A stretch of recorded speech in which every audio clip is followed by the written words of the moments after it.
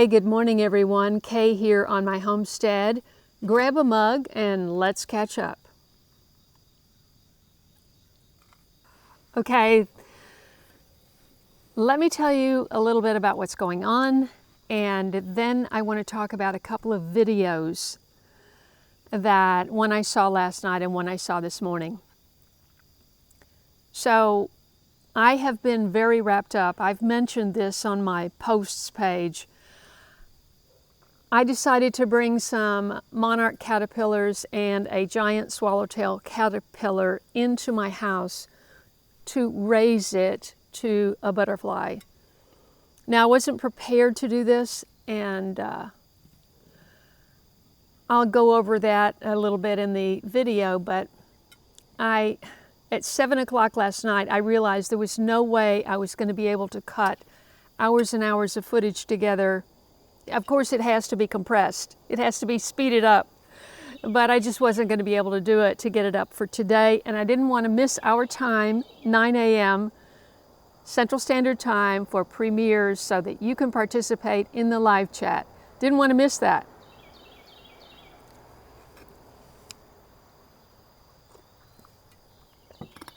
So last week and the week before, I did several of these catching up videos, and I thought, I could just do that. I can get inside and get it up by 9 o'clock, I hope.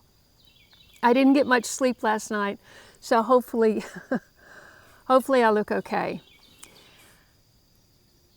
What has been going on is my young helper, Chase, got injured in a motorcycle accident. Thank God, and he thanked God that he wasn't worse hurt. I haven't gotten an update. I did mention this. People were praying for him. But he hasn't been back, so he hasn't been here in 3 weeks. And he was my main helper to get things done. Now, I did have my mower here this week, so at least that got neatened up a little bit. And Randy was here twice last week and once this week, but the deck project is on hold, and nothing has happened with that yet. And at this point, I'm thinking, I just want to do the most cost-effective thing and get it done. And that's probably what I'm going to do. So I will report on that as I get there. In terms of the garden, anything that I have been able to water looks okay. But I have gardens upon gardens upon gardens that have not been watered, and everything is toast. Not everything. I'm getting a handful. Literally, I think I got 5 or 6 little okra yesterday, and I know that would be producing more if I was watering it.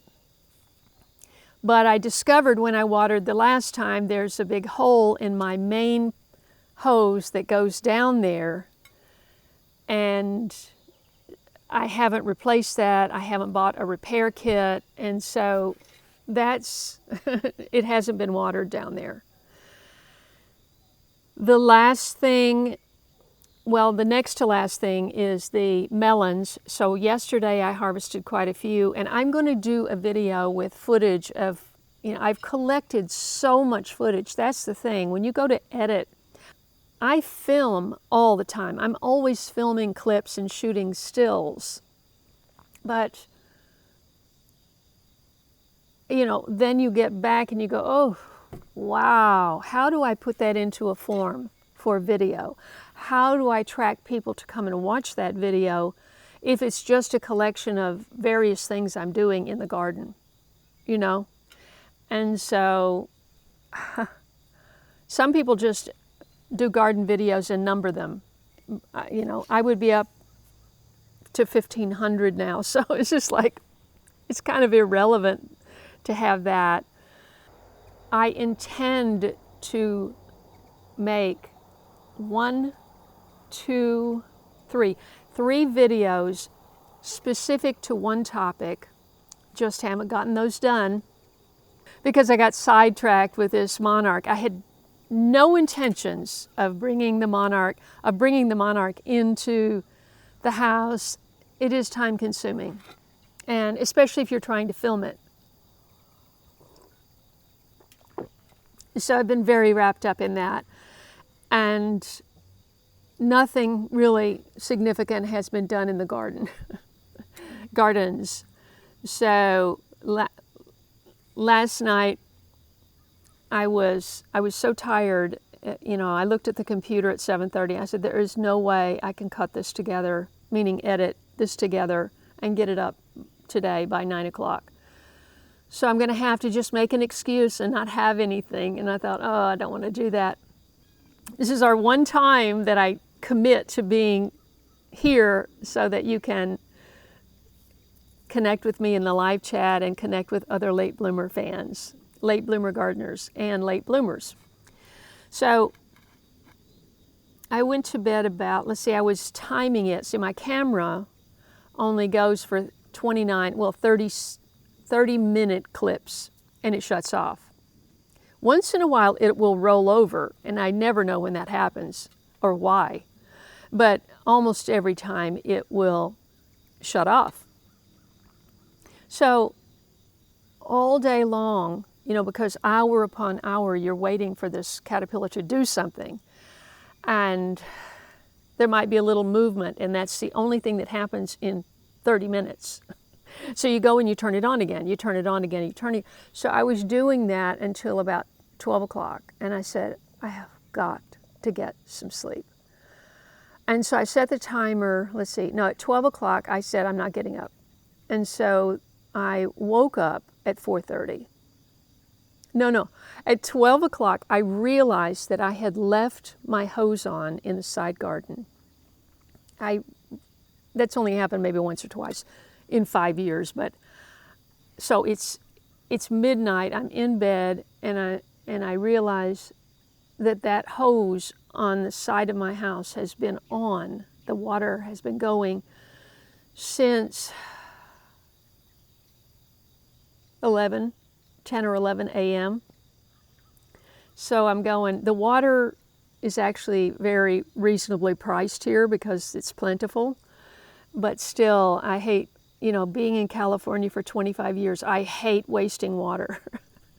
So I just thought, and at this point, can the plants really take it up? I was just pointing it towards the last 2 rows of corn. Well, I ate some of the corn that I harvested last night, and it's pasty. I should have picked the whole, when I picked it to go over to Daryl's last Saturday, I should have picked it all and put it in the freezer, but I didn't, you know, and so anyway, so that's what's going on with that. And I woke up at 4:30 and I thought, I'm not going out in the dark. I'm just not doing it. You know, that about after that rattlesnake story that I gave you recently, you know, the one that was next door. And so, and to walk out my front, I have huge maple trees, and the roots of the one in particular, when you go out and you turn right, it's just like stepping on, it's so uneven and you could trip very easily, and something has got to be done about that. But I'm not ready to take out that huge tree. That will cost me $3,000 to take that tree out. And then what? Then I've got this gap. I've got 4 beautiful trees, and they look really beautiful in autumn, and then there's one missing. It's just going to be weird. So, and I'm going to be blasted with all that sun in the afternoon. So that's that. So that's kind of what's going on in the garden. I've got watermelons in the refrigerator, and I'm going to be working my way through those. I've been eating 1 watermelon a day, unless it's huge, you know, then I do half. And the corn, and then we have, this week we have to harvest the sweet potatoes because they got done faster. Maybe it's because of the drought, I don't know. But we're going to go ahead and harvest sweet potatoes early. And we took 3 out the other day. He took 1, I took 2. He took the big one, I took the 2 small ones. And they were really good. So that's, and then I have to deal with that, you know, without a root cellar, a good place to store them. So it's challenging. All right, so let's talk about a little bit about the videos. So first I'll talk about the one that I saw this morning, because that's shorter. And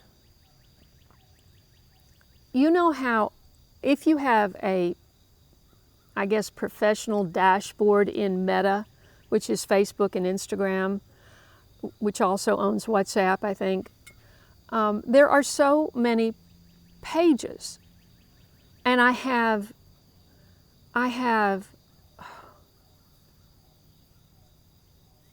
well, two main Facebook pages for Late Bloomer Show and for Kaye Kittrell. And then I have a couple of others that I started for short films for directors who didn't know how to do this. And this was so long ago, 12, 15 years ago. But the pages are still there. But people send me comments on, hold for the car.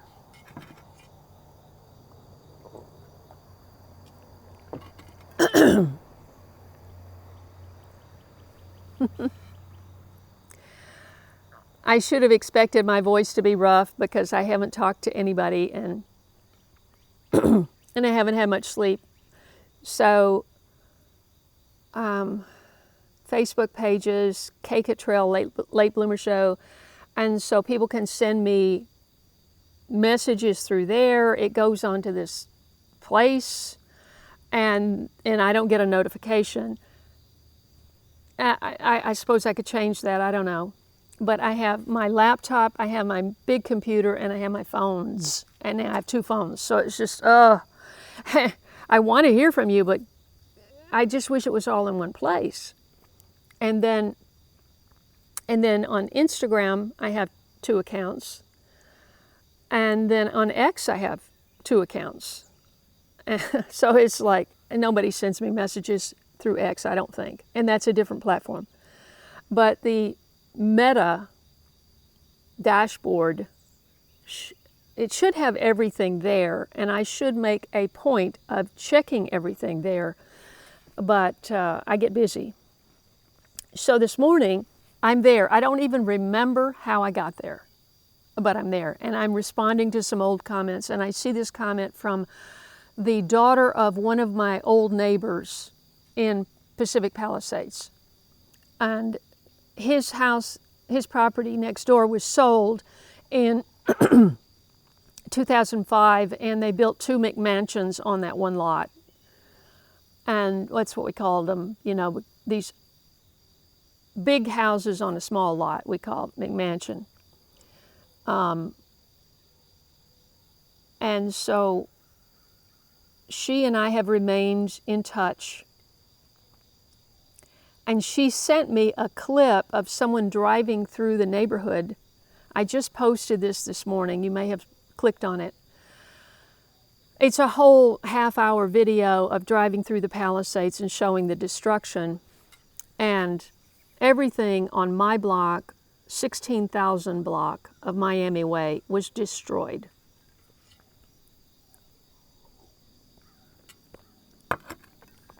And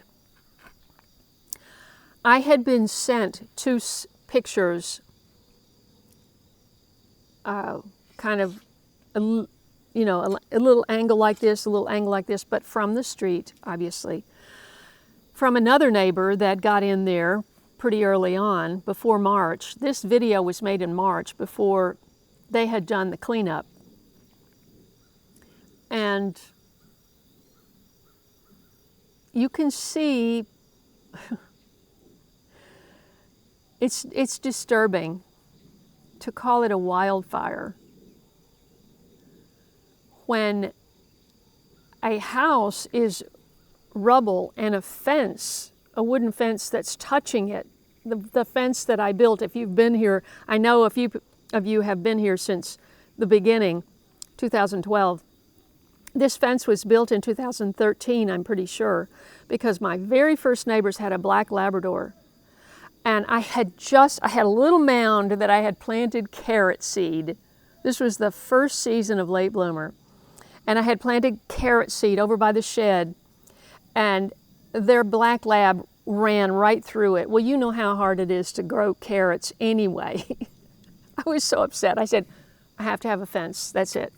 You know, I've got this tiny front yard. If one dog just detours a little bit in through it, and they could disrupt anything I've planted. So got the fence up in 13, I'm pretty sure. Well, the fence is still there, or was, in March. And it's made of wood, and so is the shed. The shed was an old playhouse that was in the back of the property from the former people. They had a 10 and a 12-year-old when we bought the house. And so they had a playhouse that was behind the art studio. You couldn't see it. There was no visual from the house. So I said, well, I don't want a playhouse back there because I can't see my kids. And so we literally had, I think we had a crane. No, we couldn't have done that. I guess we had, oh gosh, it was a big operation to get that thing moved. And I put a new roof on it. It just had a slanted roof, and I put a pitched roof. So rebuilt the roof and put in more windows so that, you know, the kids could look out, see the street, you know, that kind of thing. So because this shed, you know, I have a picture of one of my neighbor's kids who was friendly with my son, my younger son. And I have a picture of them sitting in that little, you know, had one of those barn doors, and they're sitting, and the top was open, and they were just sitting there, and I have a print of that. And I gave it a print to my neighbor, which she had hanging on her wall. Well, you'll see right after my house, 3 houses down, hers is rubble too. Well, everybody on the street and on the block was rubble. And so it's just interesting how an old, I mean, I had a bee swarm in that shed. So many memories, you know, because I had the memories of when children were young, and using it as a playhouse. And then after I started gardening and they were older, it was, because my front yard was so small, it was in the corner of practically every shot, you know, and my cozy corner was right beside it. So you always saw, let's see, I said the shed was here, and the cozy corner was just a little niche between the shed and the house, and there was birch trees over the top, and then I also put a shade cloth there. So anyway, all of that was still there. The camellias were blooming, the grass was green, the fig trees are there, and then the house is literally rubble.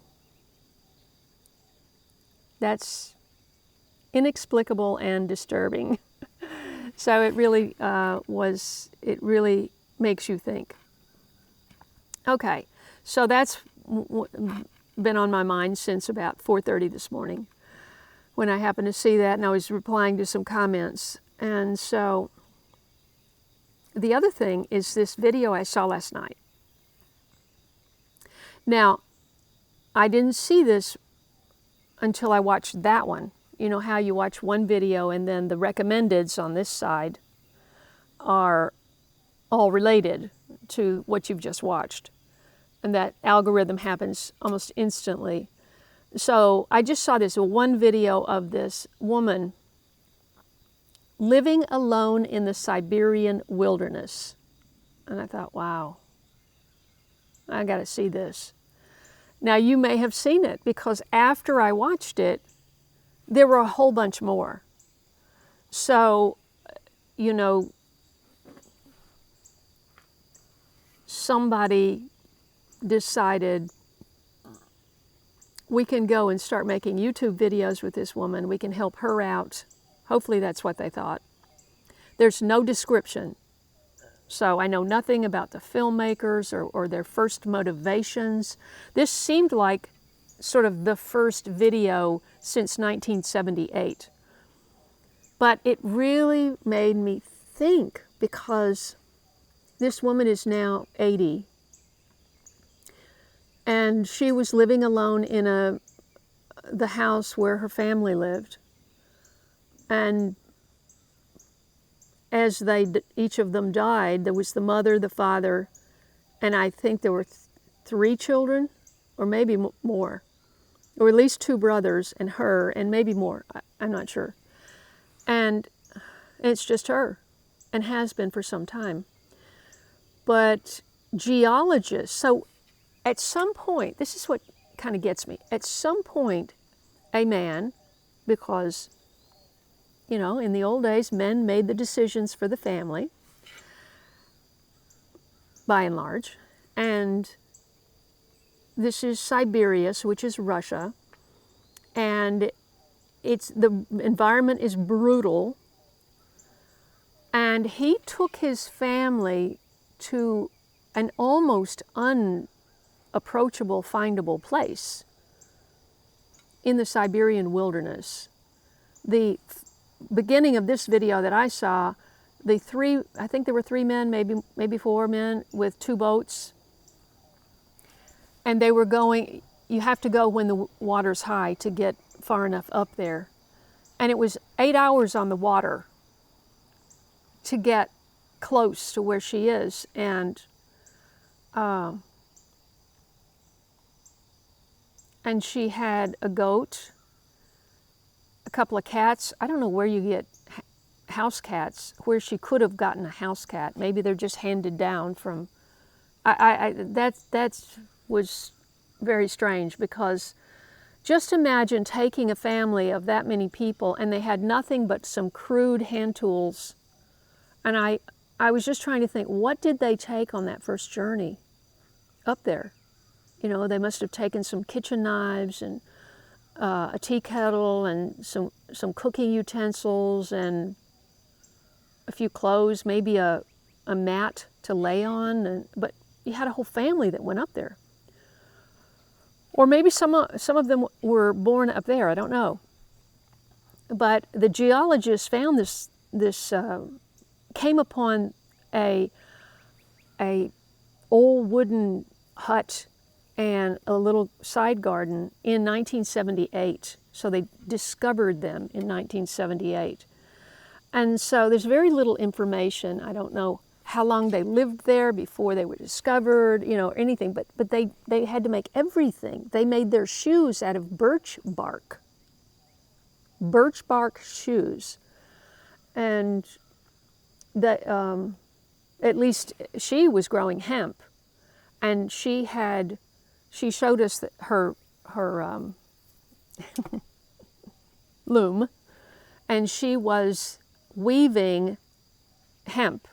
She grows the hemp, she saves the seed for oil, she dries the plant, well, she soaks the plants for 7 to 8 hours in the river, and then dries them and crumples them up. Somehow it winds up being string, okay? People who weave will know how she did it. But she lights all of her fires with a flint. She chops her own firewood. In the video, she's like almost 80, and she took down a birch tree that big with a little axe and peeled off the birch bark, you know, to show how they made their shoes. She makes her own fabric, so she's wearing several layers of that. I mean, it just makes you think she's living in total isolation. And I had to compare my life with hers. I'm alone, I'm older, and I'm living on this hill, but I have all the conveniences. I have electricity, I have running water, I have bathrooms. She didn't have any of that. And she has, her father made a yoke, you know, the yokes that go over the cow to pull.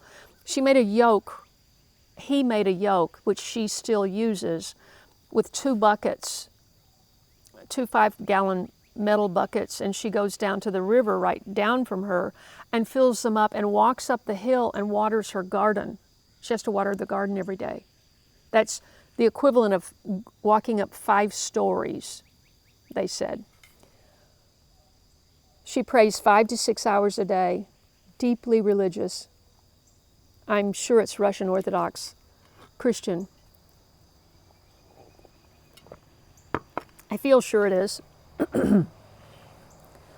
And imagine living in that isolation. I didn't see anything about a gun. I don't know how she protects herself from the bears. She can't let her goat out because of the bears.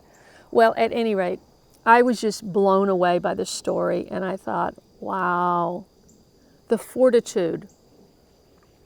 I mean, faith is what keeps this woman going. You know, because your whole family dies, you have no experience in a city or, you know, community. They've grown up and lived their whole lives in the wilderness with no one around except this visit from these geologists in 1978. And so it just kind of blew my mind, and I thought about what that must be like, you know.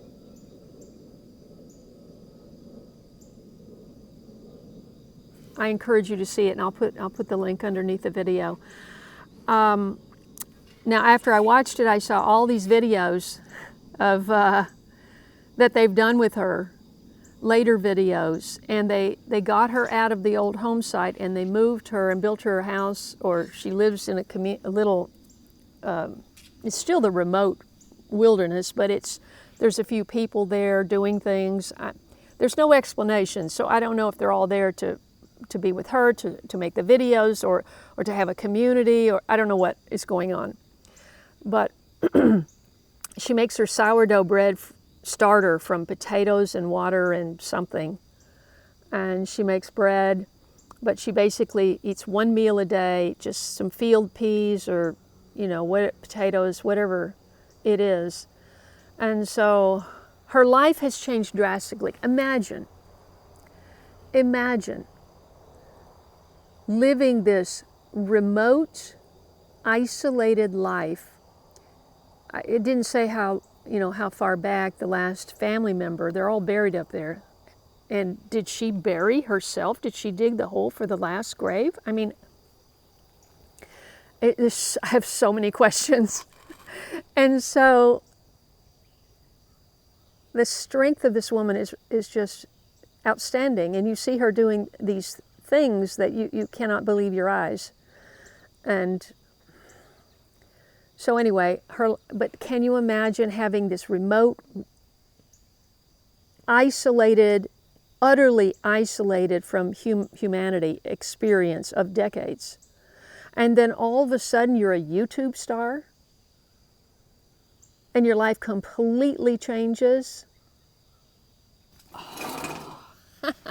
Remember in the beginning when I said my camera goes off after 30 minutes? Well, I've been talking for 30 minutes. And I hope this is interesting and it's making you think. I'll just finish my thought and stop. But where was I? I was saying, you know, and then you're a YouTube star. Oh, they offered to put in a pump and pump water up to her garden so she wouldn't have to make that. I mean, she was in her, I don't know if she was 80 then. She was 80 at some point. In one of the titles it said she was 80. And so she wouldn't have to make that effort. And she rejected that, you know. And so, but in later videos, she's living now 8 hours away in this settlement in a house that's more modern, you know. I mean, it's still a cabin, but it looks a lot better than what she grew up in. And just going from complete obscurity to worldwide recognition when you hit 80. And there are many videos, and I'm going to be interested to watch them, but I'm just glad the first one I saw was when she was still at her house doing everything by herself. And I just think we get so tired and worn out, and the work is nonstop. you have to be so driven. Of course, there's no distractions with computers and internet and cell phones and all of that, and her whole family's dead. So you focus on, well, I can make fabric. So growing the hemp, it's a whole process. So there's that. And then there's all of her religious work, praying and writing, and her mother taught her to read and write. So she was the smartest one of the family, and she's still alive, or she was. She had in later videos, I see she has a benign tumor. Anyway, God bless her, you know. And I hope her story inspires a lot of people, because if that was me, I don't know if I'd want to live.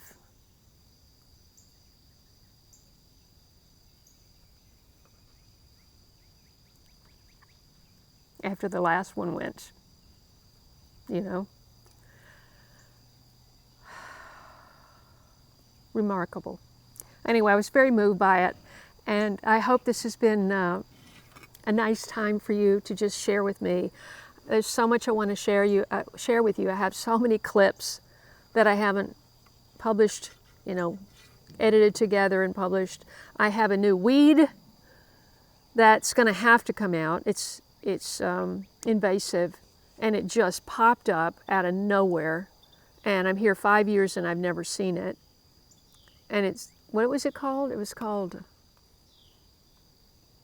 I don't know, I'll have to show it when I show it.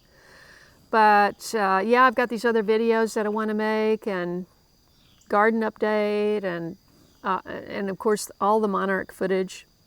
So I've got to get the camera back in the sunroom in case anything happens there. Thank you so much for being with me. God bless you. Have a wonderful day, and I will see you next time.